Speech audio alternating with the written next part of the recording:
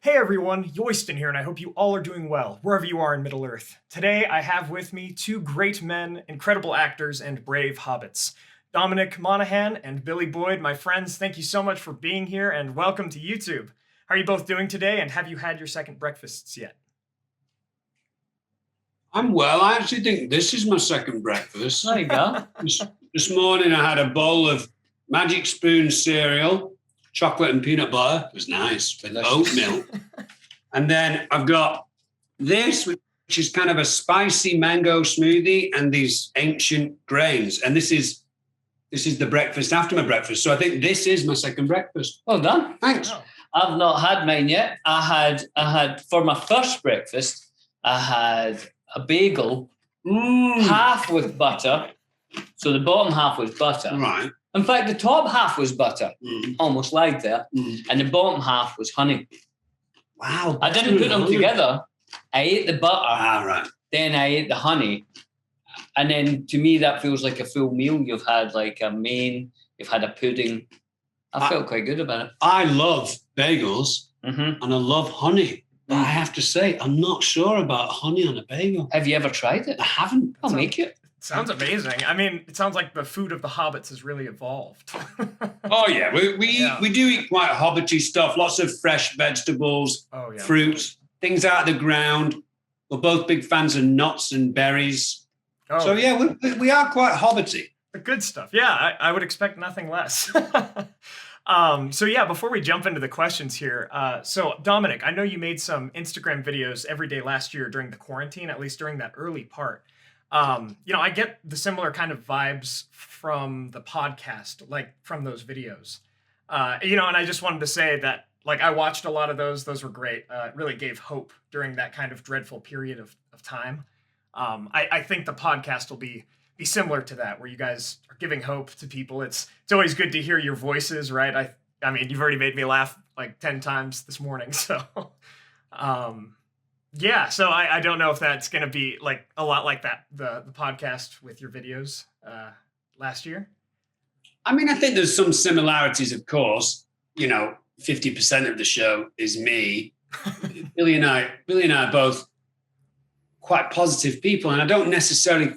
Well, that doesn't at all mean for me that I'm positive all the time. Sure. There are times where it's challenging for me to be positive. But the idea, at least that I subscribe to with positivity, excuse me, is that your default setting brings you back to a sense of positivity. So you might have tough days, it's challenging, but where you reset back to is generally more of a positive outlook. And I think last year, and probably this year as well, I was keen to try and change the narrative of social media, especially as COVID started to become much more serious and ramp up around the world. Yeah. There was quite a lot of, this is it, this is the end times, we're all in trouble. Obviously, people were sick and people were dying, that is true. But I think the perspective of, well, how are you today? Are you okay today? Are you safe and well? If you are, I think you have a responsibility to say, we're okay. We're going to get through this. I am an example of someone who is getting through this. So that's why I did that. Obviously, I'm not doing the show as much anymore, although I'm sure I will do it here and there because a lot of my focus has been pushed into the podcast. But Billy's probably the most positive person I know, So between the two of us, it works out. Absolutely. Yeah, I definitely feel that positivity, those vibes from the both of you. And so real fast before we jump into questions. So Dominic, you also, I don't know if you remember this, but my parents bought a Cameo from you last year for my birthday. Okay. It was my 21st birthday. And man, that Cameo meant so much to me. So I'm going to go ahead and link both of your cameos in the description for this interview here. Oh, great. Yeah. And you know what? At the moment, Billy and I are actually doing cameos together. So just depends on however way you want to. Even Friendship better. on one. Yeah. So we meant to press this button here. Is that all right that's got that? Shall we? We do it anyway. Yeah. Continue. You know what? The cameos are just so lovely that people sometimes, put online or send us reaction videos when someone gets it. And there's so many lovely things. I mean, I wasn't sure what Cameo was when I first but it's just so wonderful. Yeah. Like really. I saw a boy who was, his family must have rented out a cinema, a theatre, favourite movie before he went to college. And he's sitting with his dad, and his dad's got his arm around him, and the next thing my Cameo came on, and he must have been a big Lord of the Rings fan. And just their reaction, it was just, I was almost in tears watching it, you know? Oh, it's lovely. Yeah, I mean, I think my parents were in tears when you sent that back. And I mean, again, it's going to be always something that I remember for sure. So lovely. Yeah, really appreciate it. I'm so happy that it resonated. Well done, you, Dom. Oh, thanks, bro. Alrighty, so we'll start with questions on the Friendship Onion podcast. And before we jump into, obviously, the Middle Earth and the Lord of the Rings questions. Now, I know you guys have been, being interviewed for 20 years about Lord of the Rings and all of that. So hopefully my questions are a little different than the ones you've gotten before, but we'll get there. So with the Friendship Onion, what kinds of topics, Lord of the Rings or otherwise, are you hoping to dive into continuing your podcast? You guys have about 3 episodes out so far? Yeah, I think that's 3. Next week, we've still got we've got the second part of Elijah coming in to visit us, which we just couldn't stop talking. So that ended up being, it wasn't supposed to be 2 episodes, but, I think, as you say, we've known each other for over 20 years now. Yeah. So there's a lot to talk about. I think when we started it, me and Dom knew, because we've only known each other since Lord of the Rings, we met on set.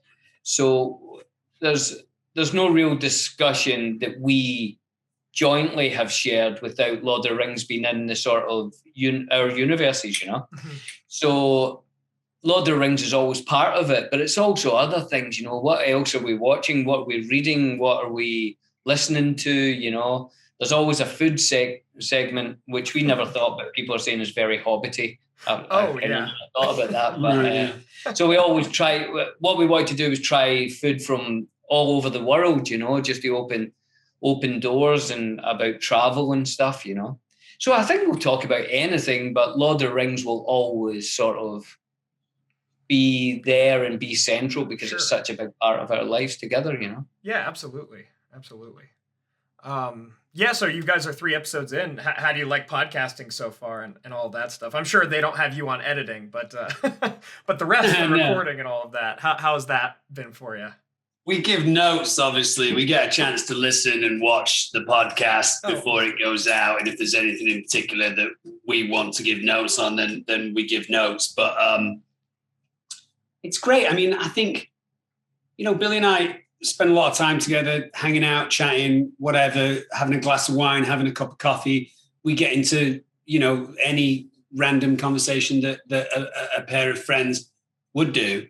And we just thought, well, if we're doing this anyway, why wouldn't we do it as a podcast? And it will give us an opportunity to, hopefully put it out there and have people enjoy that hour, a little bit of positivity. Like Billy said, with the food and with us talking about our jobs and what we do when we're not working. There's an idea that we're all in this together. The world is a small place and we're all enjoying it together.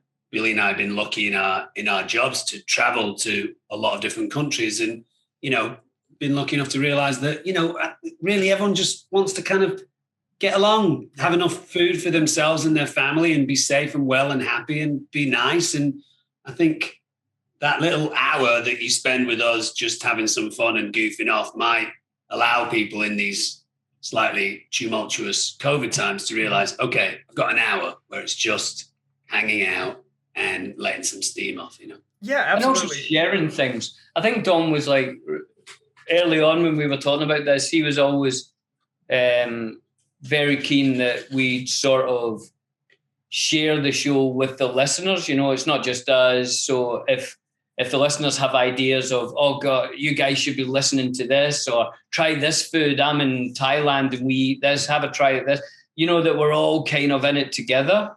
Yeah. Even to the point that somebody was saying to me, and I haven't said this to Dom yet, but I thought this was a nice idea when we were talking about Tolkien's writings and stuff. And when I grew up, I accidentally read The Hobbit with my friends. One guy was reading The Hobbit and he told us how great it was, and we all ended up sort of reading it at the same time and talking about it every day. And someone said, if we were going to read the Silmarillion, we should do a chapter a week and then talk about it on the show. Cool. That's a great idea. Yeah. That's a great idea. Well, and Dominic, it's like you said before, you know, this idea that everybody just wants friendships, and that's kind of the core. I think that's why so many people fell in love with Lord of the Rings, is it's like, you know, we all wanted to be in that fellowship. We all want that group of friends, you know, that amount of like diverse backgrounds and stories and everything like that. And I think your podcast really gets to that. It's the closest that all of us can come to hanging out with you guys on a weekly basis, right? So I think that's all what we really appreciate. Yeah, and you know, there's great friendships in Lord of the Rings across the board. You know, obviously Legolas and Gimli become very great friends, and you know, Aragorn and Gandalf strike up a friendship, and obviously Frodo and Sam and Merry and Pippin. But, you know, I could make a strong argument to say that Merry and Pippin probably represent one of the purest friendships in Lord of the Rings, because even with Frodo and Sam, there is a master-servant thing. Of course, they grow extremely fond of each other and love each other and want to protect each other, and that's the same for all of the Fellowship. But Merry and Pippin, right from the start, they don't owe each other anything. They don't work for each other. They're just friends. They hang out. They enjoy each other's company. So throughout that trilogy of books, and then in the film, I think they represent arguably one of the purest friendships. And not that Billy and I necessarily feel any responsibility towards this in our civilian life, but I think it would probably break a lot of people's understanding of Lord of the Rings if Billy and I were no longer friends. And we go, oh no, these guys are like Merry and Pippin, they don't hang out anymore. So as a counterbalance to that, the fact that we're now making a podcast, it allows people to be back into the romance that they felt with those books or with those movies. Yeah, exactly. And I think you're completely right. It's a very pure friendship. It's almost the friendship that you grow up having, right? The adolescent friendship as it grows into an adult friendship, right? You guys are stealing Gandalf's fireworks, lighting them off, all that kind of stuff. And then it goes from that to, you could see it in the looks you exchange at the end of The Return of the King, how much that friendship has grown. And yeah, there's something really special about that, your childhood friend that you grow up with. I think that's really quite special. Yeah. So yeah, I mean, we'll jump into the movie questions now. So what are your favorite movie scenes to watch, whether you're in them or not? When you go back and watch the movie, what are the ones that grab you, whether you're part of them or not? I've not watched the films for probably 15 years. The last time I remember watching The Fellowship was with Billy and Orlando when Orlando was doing Troy. I might have at times glimpsed over the shoulder of someone on a plane watching a piece of Lord of the Rings and maybe watched it on mute for 5 minutes or something, or maybe it's been on over Christmas and I've walked into a room and it's been on, but I've not sat down and watched it for 15 years. I would love to, and I'm sure one day if I have kids or if I have grandchildren, I'll do it like that. The ones that stood out for me, I mean, obviously all of the Fellowship stuff in the first film, from Moria right up until, you know, Gandalf falling and then us coming out on the top of the mountain, that was all very special. And then I think in the third film, probably as Frodo and Sam are struggling with Gollum, and you watch that very complicated relationship fracture where Frodo is aware that maybe Gollum's, you know, intentions are not extremely pure, but he knows that he needs him around and he provides a function. So he's trying to manage that relationship while Sam's trying to get rid of Gollum, and then Frodo is angry that Sam doesn't understand. I think the sophistication of that friendship was always fascinating. But as I've said, not seen the films for 15 years. I have an absolutely incredible version of the book written on rice paper. So the entire trilogy is about that thick, and you know the paper is you know so thin that you could tear it very easily. I hope at some point in the not too distant future I can take myself somewhere for a month or so and read those trilogies of books, because that was one of my favorite reading experiences of my life. Yeah, absolutely. How about you, Billy? I think the one that jumps to mind first is when I first saw The Two Towers, and I love how Pete Jackson, one of his great drives in cinema is to put things on the screen that have never been seen before. Yeah. That's kind of, that's a major sort of drive for his filmmaking, and I love that. And the start of that, the Balrog and Gandalf's battle as they fall down in Moria. I remember seeing that in a screening room at New Line, and you were there, and I just thought, this is the greatest beginning to a movie I have ever seen. It just totally blew me away. It was almost an extension of, the first time you see Saruman building his weapons using all the trees and all that. It was that sort of shot, but it was just like, I've never seen anything like this before, Yeah, where he like hurtles down towards him with his sword. And they fall and just the camera, how it's moving. It was just like, oh, wow, this is like, this is set a movie up, Yeah, absolutely. Like, his cinematography, still even today, there's nothing quite like it. And the imagination, that's the thing. I mean, it's one thing to say, oh, the cinematography was beautiful, but somebody had to think of that, Pete Jackson, was lying on his sofa at some point and thought, it's the imagination. That's what I love. And Pete was always talking like that, I remember that there was I think it was supposed to be filmed in Queenstown, and they had to cancel it because the whole place got flooded and it washed away all the sets. But I remember Pete talking about there was going to be a battle with us going down the river. Yeah. And he was just like, but I've seen battles on rivers before. And he was thinking, but what if Legolas was standing up and firing arrows? And he's like, I don't think I've seen that before. And, I love that imagination. Yeah, that sounds amazing. I've heard a little bit of rumors, about, I think it was the Sarn-Geber battle down the Anduin. And that's awesome. That's right. That is awesome. That's a shame we never got to. Yeah, it is a shame. Yeah. So still with the movies, what are your thoughts on Howard Shore's score? When you saw your performances for the first time accompanied by that score, right? Some moments that come to mind is, Mary getting ready with the Riders of Rohan and that Rohirrim theme coming in, or Pippin climbing up to the beacon and the beacon's song coming in. Do you believe those songs augmented your performance or changed anything as you saw them versus how you did them? Well, obviously, we weren't listening to the songs on set. So, you're aware there's going to be a score put on top of it. It's interesting if you watch any movie and they take the score out, you just kind of feel like, oh, what's happened? What's different? It's so strange. It's lost so much of its panache, Yeah. Billy and I at times were in London and in different parts of New Zealand when they were either locking the orchestra to the picture or actually recording the live sound. And it was extraordinary, obviously Howard Shore's leaning back on a lot of classical pieces of music and doing his own spin on it. So like even the kind of pastoral feeling of the music of the Shire, you can close your eyes, not even watch the film. And if you listen to the score, you think, okay, this is gentle, this is welcoming, this is nurturing, it's associated with nature, So, Pete's very smart in the people that he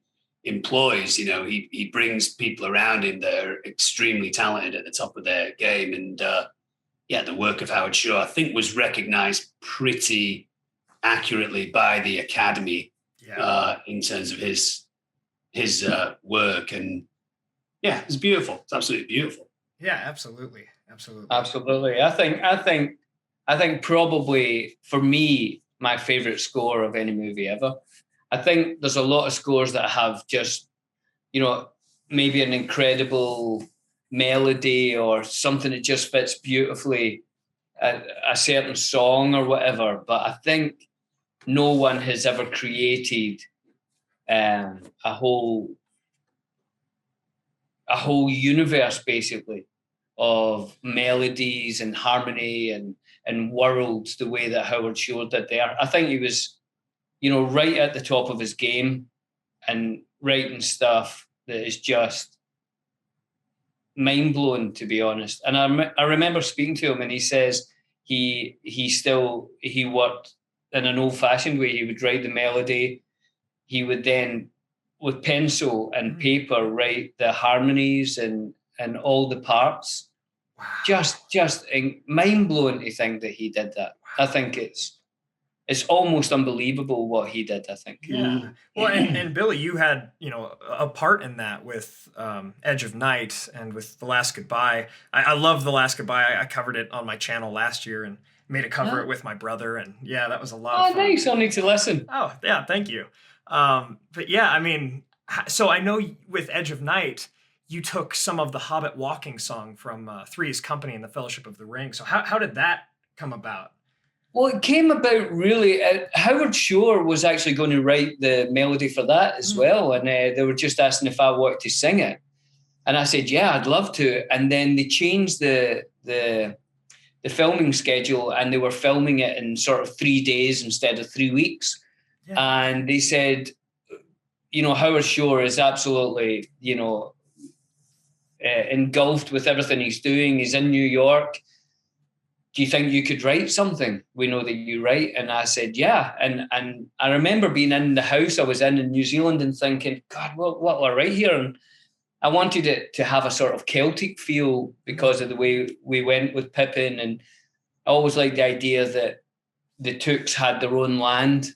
And, I felt like they had their own history. And I wanted to write something that felt like he'd heard his grandfather sing, something kind of ancient. Yeah. So I wrote sort of 3 melodies for the part of they gave me the part of the walking song that they wanted. And I had a few lines from something else. Yeah. And I did about 3 versions, and I went to Pete's house with Fran and Philippa and I sang the 3, and we all agreed on The Edge of Night. Mm-hmm. And then basically the next day we went in and recorded it. It happened very fast. Yeah, that's beautiful. That process is just amazing. Yeah, it was exciting and weird. And because we were right in the middle of doing everything, it didn't feel like a huge thing or anything. It just felt like, oh, this is just a part of, making the movie and Pippin's story. And it didn't feel like a huge thing. But I remember the actual day filming it because the set was incredible. It was beautiful. Mm-hmm. And it was just the sort of, the 2 actors, and we did it a couple of times and we broke for lunch. And one of the guys on camera was a flute player, and he played sort of medieval instruments.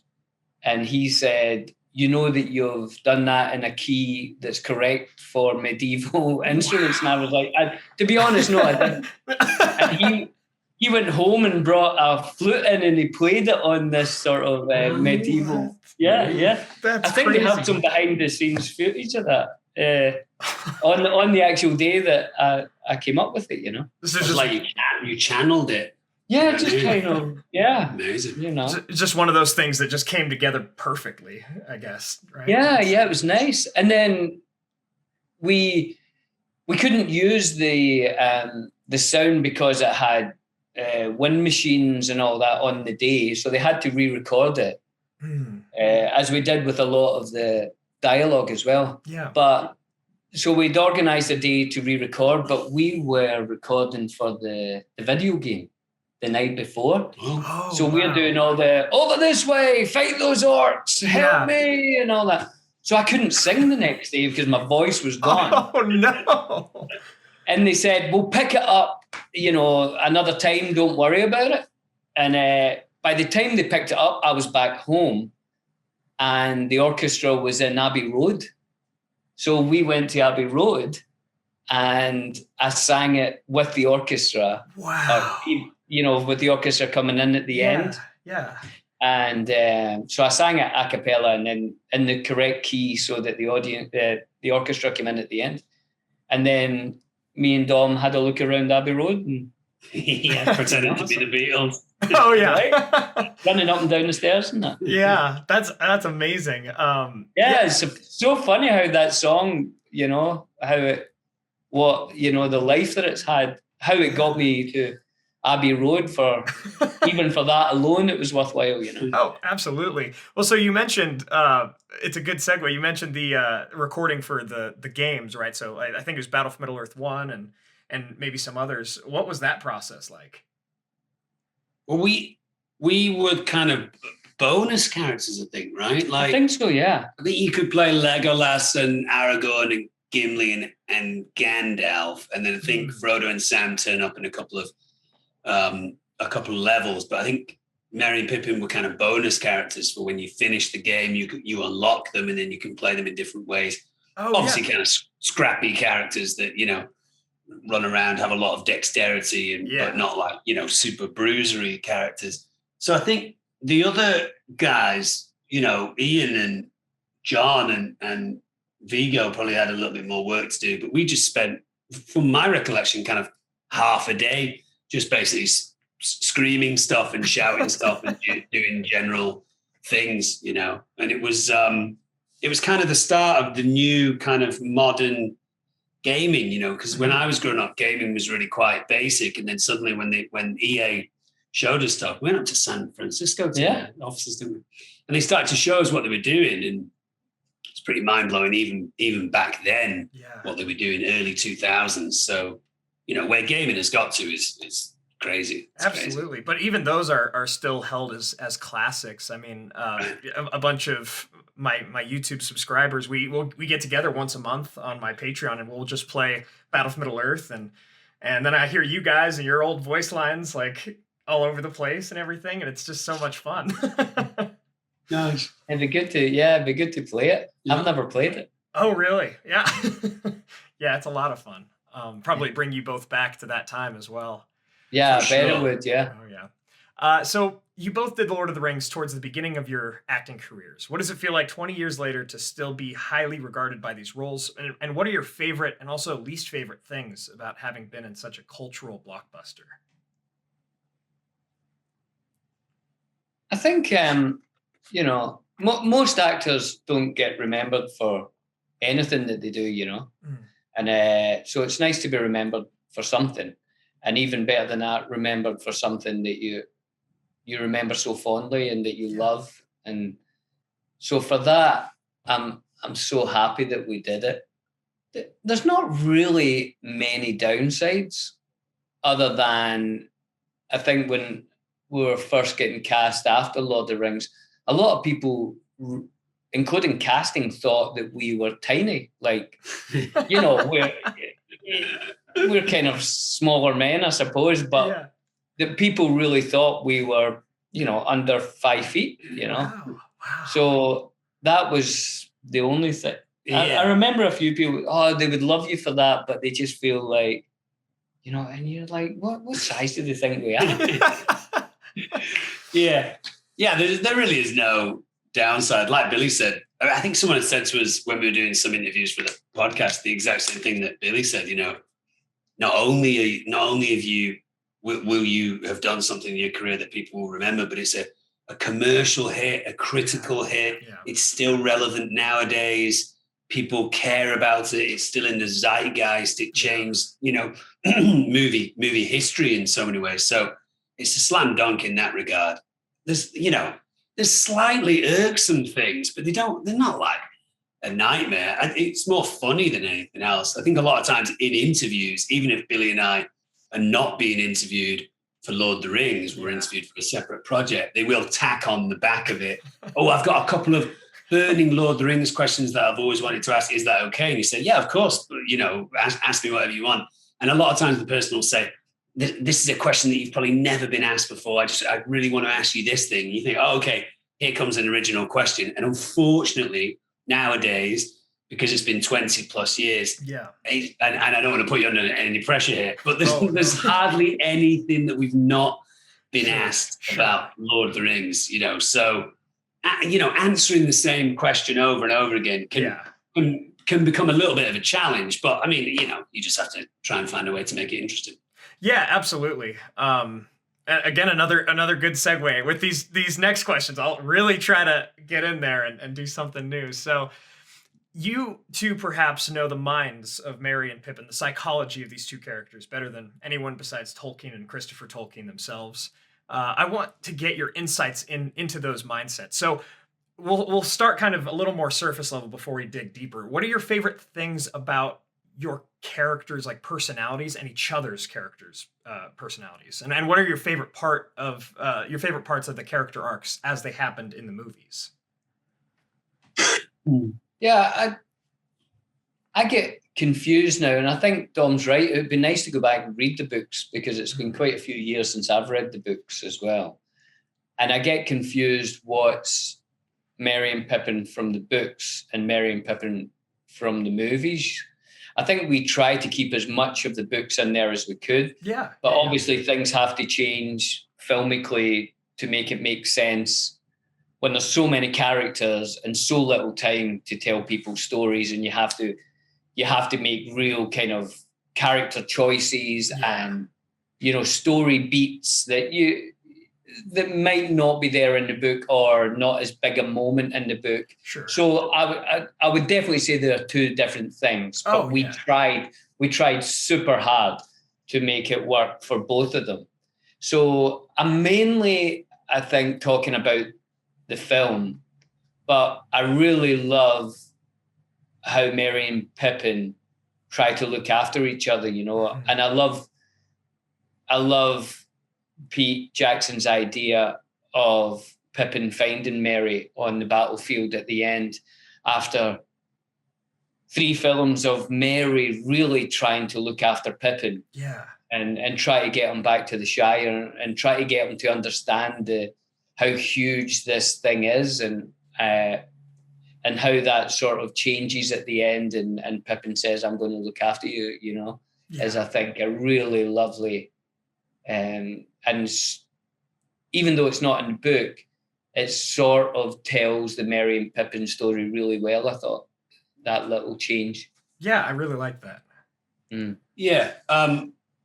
Yeah, that's really good, because it kind of, you know, juxtaposes what's been going on for a long time, but shows a great kind of balance in both of their friendships. I've always liked, and I think this is probably true for the books and the movies, I like the childlike nature of the Hobbits that are probably represented best by Merry and Pippin, because Frodo has his own issues with the ring that are changing his personality, and Sam is just trying to keep Frodo alive.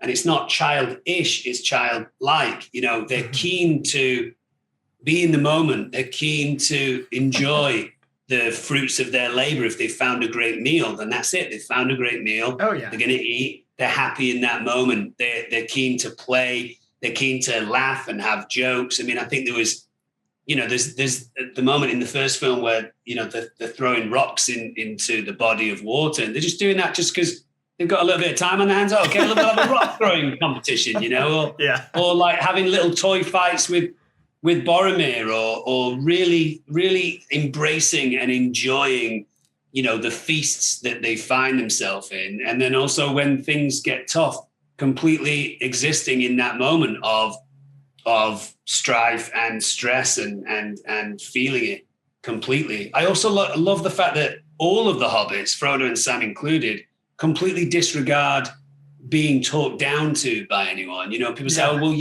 you're a little halfling, you're a little, you know, you're a Shire folk, be quiet, don't do anything, don't contribute, you can't do anything."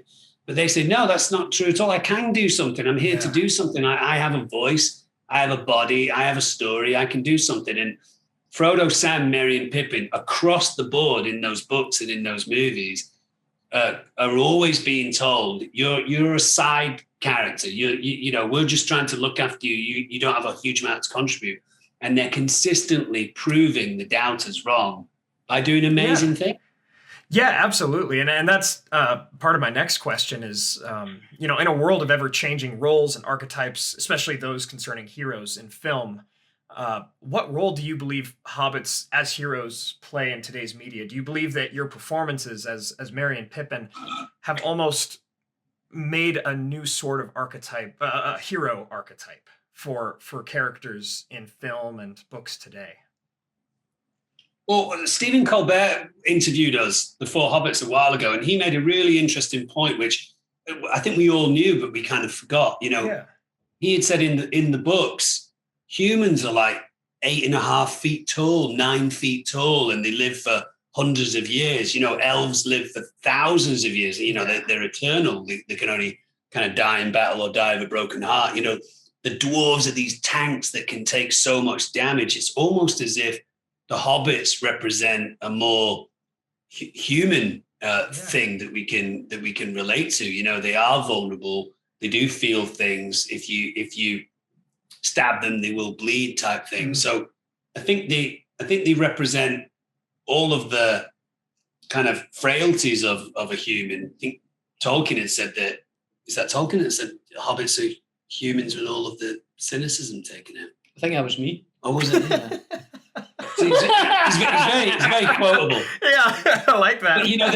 But they're so pure, So I think when you're seeing these characters in harm's way, I think it's a really horrific moment when the 4 hobbits are on Weathertop and the 9 wraiths are closing in on them. Yeah. And the audience think, oh my God, these characters so pure of heart that have not done anything. All they want to do is protect their friends. They're going to die in such an ugly way that the audience are desperate for the hobbits to stay alive. I think one of the Weinsteins, Harvey, probably, had said to Pete Jackson, you have to kill one of the hobbits by the end of the trilogy. You have to. Like that. They can't all stay alive.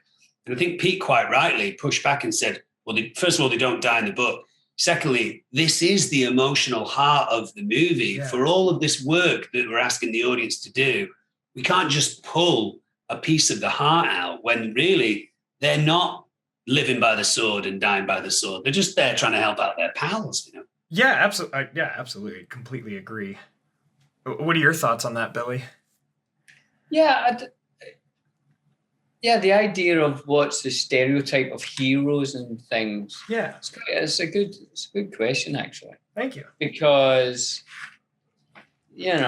not to bring down anything with the Marvel world or anything, but there is a sort of archetype, isn't there? You know, the tall, white man, buff. Mm-hmm. So it is nice when you see different sorts of heroes. And I think that's really important as we go forward in society to show lots of, different types of heroes. And I think the Hobbits Tolkien wrote something really beautiful there where he made those characters, 3'6" and not able to swing a sword really. But yet, there's the ones that Aragorn says you bow to no one, Yeah, absolutely. And I mean, exactly with Aragorn being kind of this, this very tall man, this very powerful hero. And it's clear that like Captain America is a very, similar hero to that kind of archetype. But with especially with Pippin and Merry, it's almost as if those characters are influencers on even greater agents, like they get the Ents to go to war, right? They influence Gandalf and Theoden and Denethor. And, what are your thoughts on that as these heroes are almost influencers? Yeah, that's a great point, actually. That's because they wouldn't have succeeded in the War of the Ring without Merry and Pippin and what they did. Obviously, Frodo and Sam in a more sort of direct path, but what would happen if the Ents hadn't have gotten involved and Saruman had got stronger, And so, and I think you're right, they're influencers in a very sort of honest way, There's nothing very covert in what they do. I think people are just excited and attracted by their honesty. And, when Pippin gives his, sword, for one of better words, to Denethor, it's through a very sort of honest thing. It's just like, oh, your son was Boromir? I didn't know. And well, if that's true, then your son was amazing, and he saved me and my friend, and I will do anything for you now. You know, there's something very honest about what they do, and the same with the Ents. Yeah. And Miranda Otto's character speaks to her dad, Theoden, about that, you know, which I think is a beautiful speech where she says, well, why shouldn't he be able to fight? You know, you have a sword, you have a horse, you have something that you're fighting for. So does Merry and Pippin. You know, they have a land that they care about. You might be able to argue that the Hobbits are more connected to the Shire than these other characters are connected to their land. They certainly work with it and, you know, farm it and know it intimately. So that wonderful speech where Miranda's character knows, he probably won't be able to do anything, you know, incredibly impressive, but he's another person on the battle, and he wants to be there. And obviously he's instrumental in stabbing the Witch King and then her being able to kill the Witch King, you know. So I think those themes run all the way through the trilogy of books and the films. Gandalf is acutely aware of the value of hobbits, you know, whether that's Frodo or certainly Sam or even Gollum. He knows that Gollum has a part to play in it all, you know. So Gandalf really is representing the wisdom of Tolkien throughout that trilogy of books, you know. Yeah, that's a great way to put it. Gandalf is almost the stand-in for Tolkien's wisdom. I like that. Kind of. And so there's a discussion, you both brought up Denethor and Theoden. There's a discussion out there of how Denethor and Theoden act as parallels to each other, and that Faramir and Éowyn follow similar storylines, bringing them together. And that also makes, in The Return of the King, the two of your characters parallels, right? You know, Pippin saves Faramir and Merry saves Éowyn. But it costs both the lives of Theoden and Denethor in those own, or, you know, their own stories, right? Was that something you guys were aware of as you were working with those scenes in The Return of the King, of that dichotomy, that parallelism between Pippin and Merry, Faramir and Éowyn, and Theoden and Denethor? I think, definitely, because that's when me and Dom split up, you know. Yeah. And we saw it in a much more surface level where we just argued about who had the best costume at that time. And I think I won. Yeah, his helmet definitely. Right. I think Gondor is definitely the more. We did genuinely have a light-hearted kind of like, oh, well, your armor's all right, but, you know, look at my shield. Oh, well, your shield's all right, but look at my horse. We were doing those type of things. There was a whole Rohan Gondor thing going on, you know. Oh yeah, competition there. Definitely, yeah.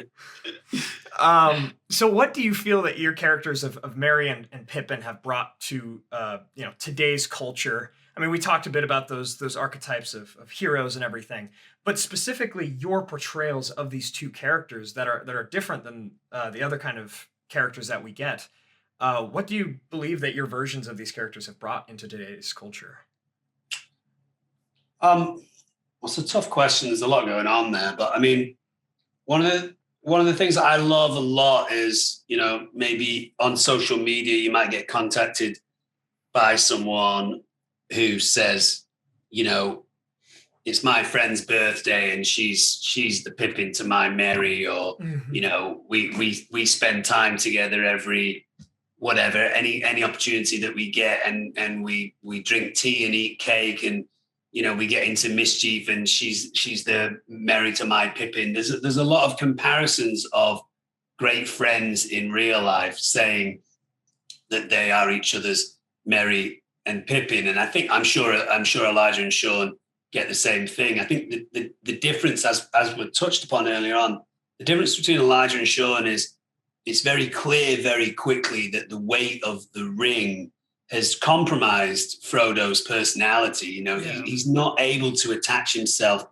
to those kind of hobbity things that we know, and thus Sam is completely stressed out by the situation. But you could make a strong argument to say, even regardless of what they go through with the Fellowship of the Ring and a few things in the Two Towers, Merry and Pippin only really start to change, you know, away from being hobbits once they separate from each other, which is quite far along in the story, you know. So I hope at least my portrayal of Merry alongside Billy's Pippin is one of the purest representations of friendship that we've been able to put on camera, you know. Yeah, absolutely.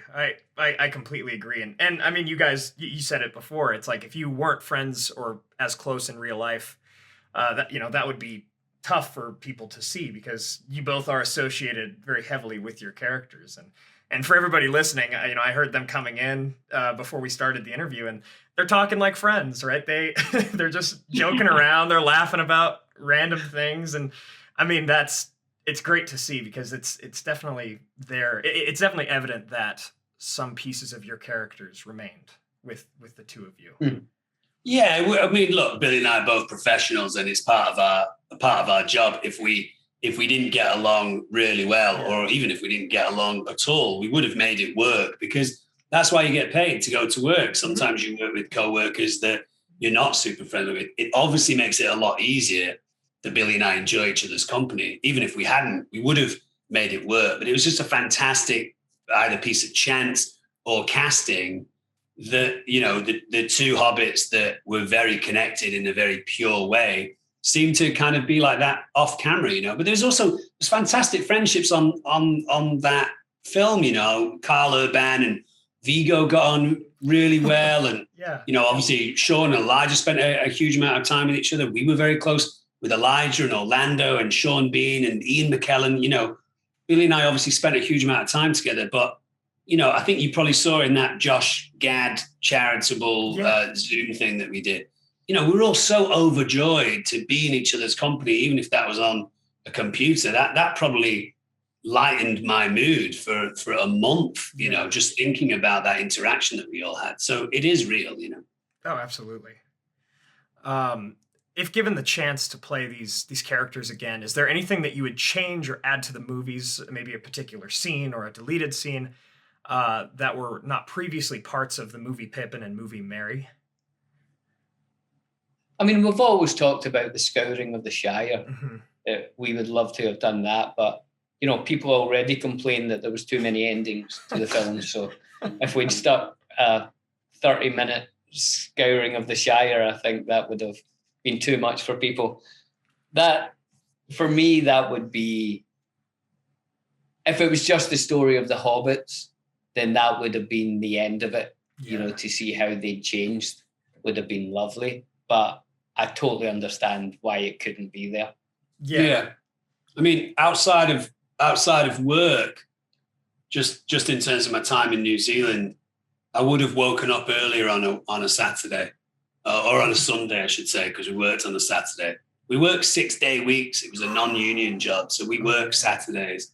So our only night off was Saturday night, and we would go out Saturday night, sometimes, stay up late. And very often I would sleep until probably 2 or 3 in the afternoon. And the boys would have been out, had breakfast, maybe gone for a surf, gone into town, had lunch, kept calling me all day. And at 2 or 3 in the afternoon, I would surface. So I only really had, not every weekend, but often a lot of weekends, I only had 5 or 6 hours of, daylight left. And then I would, I'd have to go back home and read my lines for the next day. So, and as a 23-year-old kid at the time, so for me, that was what I wanted to do with my life. As a 44-year-old man now, I would have been up early in the morning enjoying New Zealand and soaking it up as much as I could. So I don't have regrets, but if I'm picking nits, that would be a nit that I would pick. Yeah, that's totally fair. I like that. And yeah, I mean, to kind of start wrapping up here, you both have inspired me throughout my entire life. I'm 22 years old, and as far back as I remember, I've watched you both play heroes that have always inspired me. I've only ever known like the extended editions. I actually got around to finally watching the theatrical ones this year, because they've always, the movies have always been in my home, and I've always watched them like at least once a year. How does it feel to know that your performances, done nearly 2 decades ago, have helped inspire future generations of Lord of the Rings fans?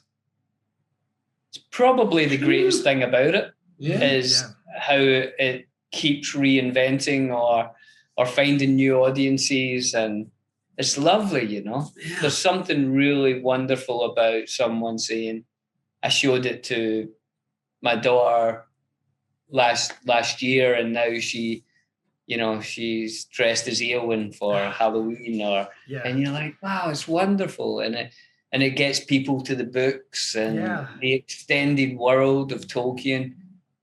Tolkien's got a great thing that I can't even remember the quote at all, but it was around that he'd sort of made this world, and then it was up to others to then add to it, you know. And I love that. Yeah. That he's created this. No one has created a world as wonderful, as full, as complex as Tolkien did. And then he's left it there for others to play there, you know. It's lovely. Yeah. What do you think, Dominic? Yeah, it's a weird one. That it's hard to get your head around.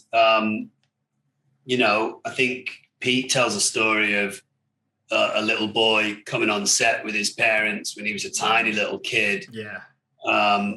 And asking a lot of questions and being very inquisitive about the films. And then by the time they got to doing Return of the King, that kid had started to send in Pete drawings and you know, different ideas and maybe a couple of little graphic design things.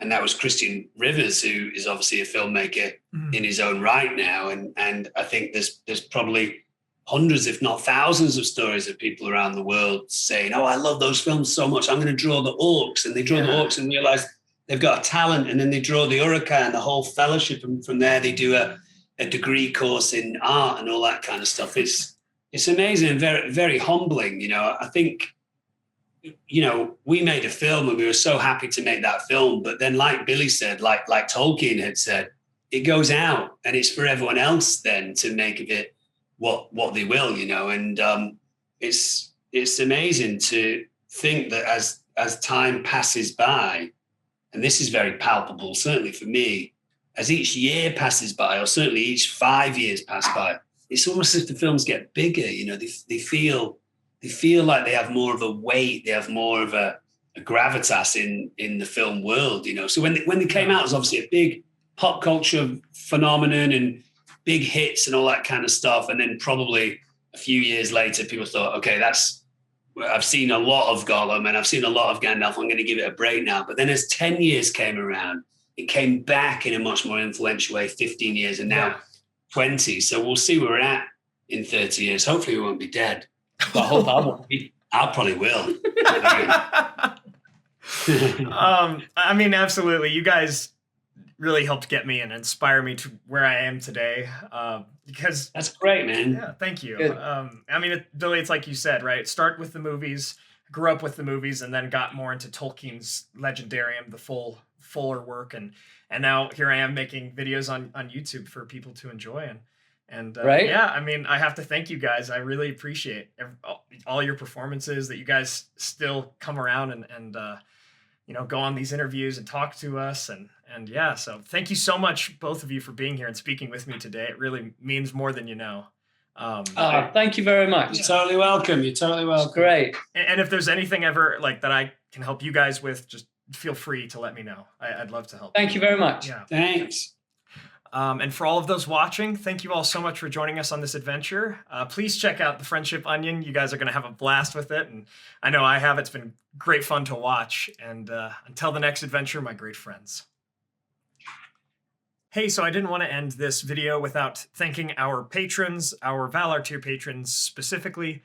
Thank you to Adrian De la Torre, Chris Ortner, Peter Sheppard, Jonathan Putnam, Mark Kralick, Blair Scouten, Tobias Göldner, Merten, John Hume, Tom Bombadil, Reggie93, Jennifer Wood, Sam McBee, Matt Sibbach, QuantumCatalyst, Elizabeth Calvert, Maz Gibs, and Ben Gardner, and all of our patrons at large, and for all of you for watching. Really, you know, this was always a dream of mine to talk to these two, and I never thought that this would ever happen. You all made it possible. I hope I asked questions that you all were interested in, and yeah, it means so much to me. Thank you guys all so much. Again, thank you to the patrons. Thank you to the Valar tier patrons.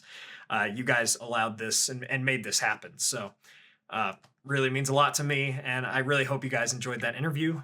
Again, please check out the Friendship Onion and give Dominic and Billy our best. Give them a friendly Men of the West greeting, and thank you again. It means so much to me. I'll see you on our next adventure.